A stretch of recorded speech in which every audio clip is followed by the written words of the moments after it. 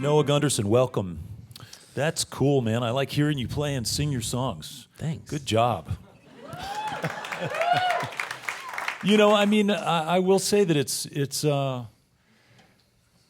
one thing to hear a record and be inspired by it or excited about it. And it's another, it's a bit of a gamble. You never know when someone comes by themselves how it's going to feel, but it's great. You're doing a great job. Thank you. So I described a little bit the fact that you grew up in a musical family. Your sister took violin lessons, I guess, right? Yeah. My sister's been playing with me. My sister Abby has been playing with me for pretty much the entire time that I've been out performing music. And did you play music when you were kids too? Did you take lessons together, or are you close in age? And Yeah. I mean, I grew up taking piano. Yeah. My piano teacher's name, believe it or not, was Mrs. Music, which is a real last name that a piano teacher was lucky enough to have. And I hated piano lessons. Yeah. But you didn't hate music. I didn't hate despite music. her name. No. Yeah. I think the parts I did enjoy the most during that time of taking lessons, which was about for 4 years or so, was she would. I think I was a little ADD as a kid, and I was terrible at doing my musical homework. But she would indulge me during our weekly or monthly lessons and allow me to make up play the things I'd made up during the week, which is something that I don't think about too often, right. But was formative in my sense of melody, I guess. Yeah, sure. Well, just to feel like you got a green light, like you can have a way to express yourself, and especially probably if you're an ADD kid who, you have that opportunity to be focused in that moment. That's pretty cool. And I don't know, I don't know what music was, your parents played or what records you were listening to, but somehow you got a sense in your early life, I think, that you wanted to do this thing, right? You wanted to play music. Yeah. As a job. Yeah. I've unfortunately never been able to truly relate to my peers that leave high school and go to college hoping to discover their passion or figure out by getting in absurd amounts of debt what they want to do with their life. It's something that I've always wanted to do. Yeah. Which I guess is a good thing. Yeah. Yeah. And I understand when you finally made the decision to move to Seattle, was it Centralia? Was that the town where you grew up? Yeah, I grew up in a little town. Yeah. It's about an hour and a half south of Seattle. Yeah. So when you finally moved to Seattle, in that spirit of not going into debt, you got some jobs, right?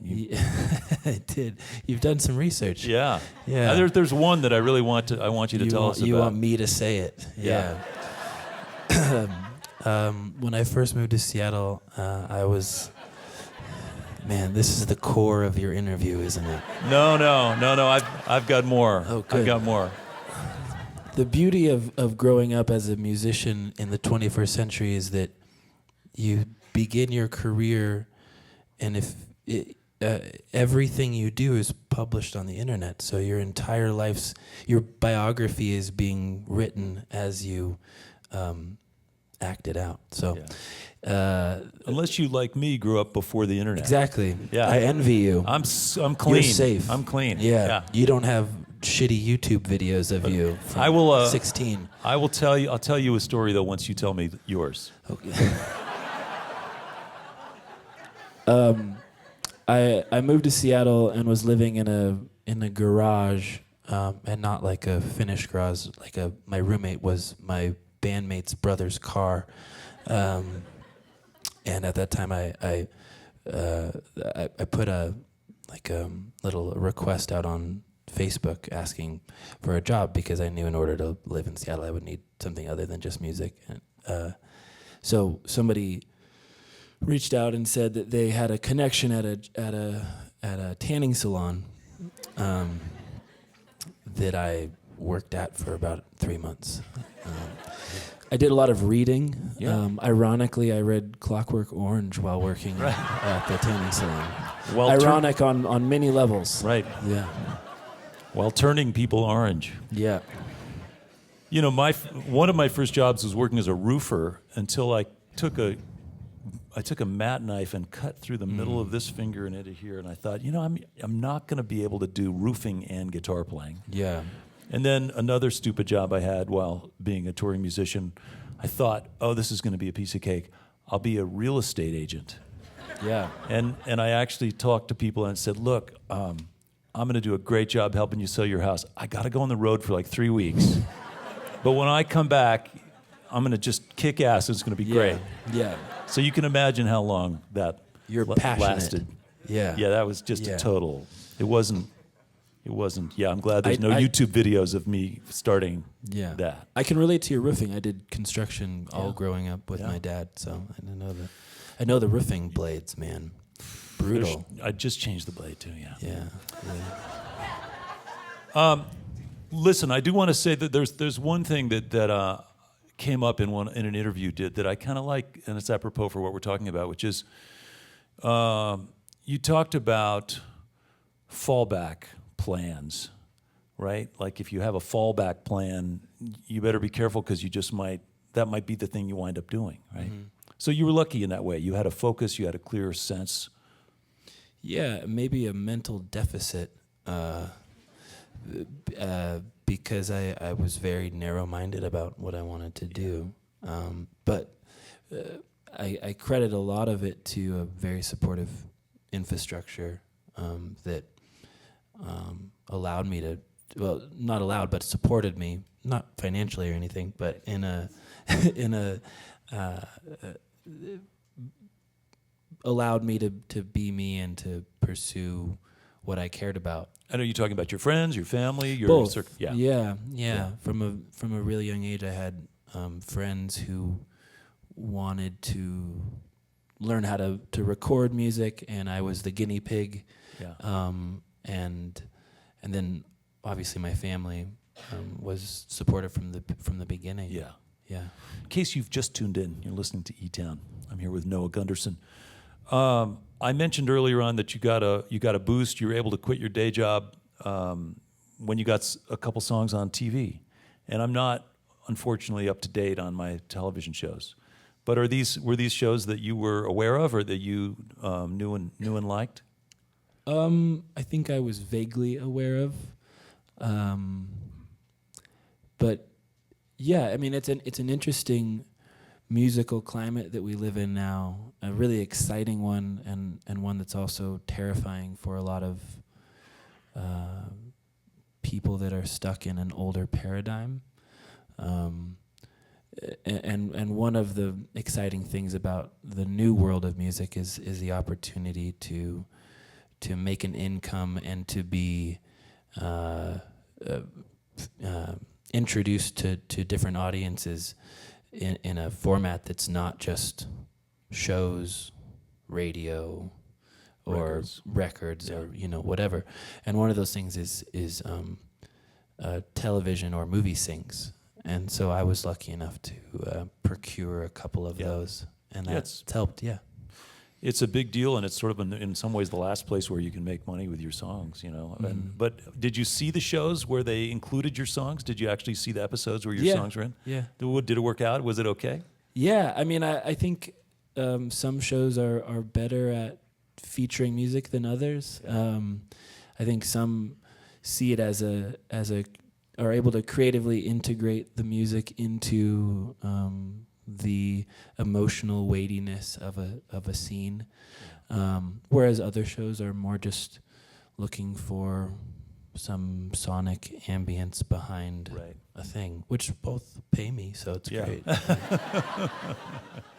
Well, I looked at your website and your tour schedule. I mean, it looks like when you're out, you like to work. When you're on the road, you like to work. Yeah. I can't remember what it was. It was something like your last tour was 40 shows in less than 2 months, covering the entire country and into Canada. Yeah, we did a pretty brutal 2-month tour with.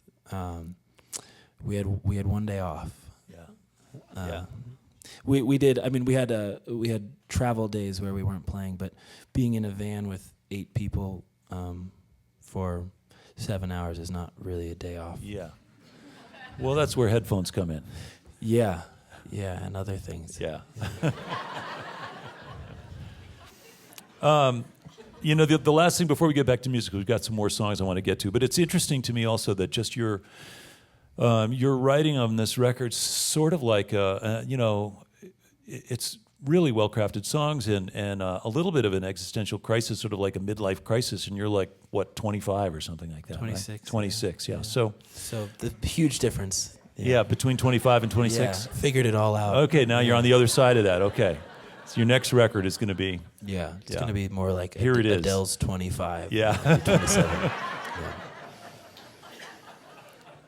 Well, it's good to sort of imagine the antecedent, the activity and the ideas, but there's lots of media ideas about acceptance and about just sort of coming to terms with the fact that we are basically our experience, and that happens in real time, and our expectations don't always serve us well, and there's a lot of things like that in your songs, which I appreciated. So, thanks. Yeah, it's a funny thing to get paid to talk about your feelings, and so I a lot of my writing can to me at times feel narcissistic because it's just me exploring these ideas. But hopefully, I mean, I think the goal, well, the abstract goal after just the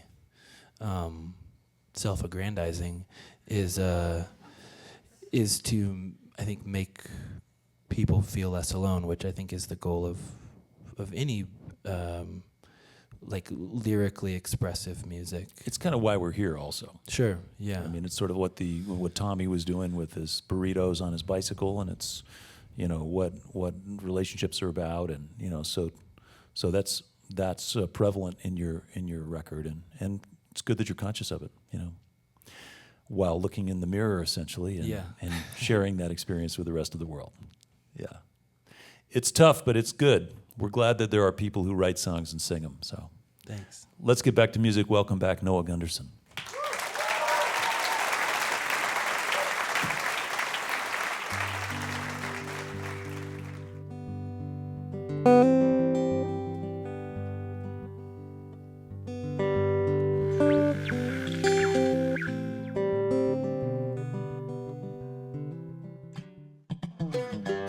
Hi, this is Nick Forster from eTown. If you want to stay up to date with all the performances, interviews, and behind-the-scenes footage, click the subscribe button. Thanks.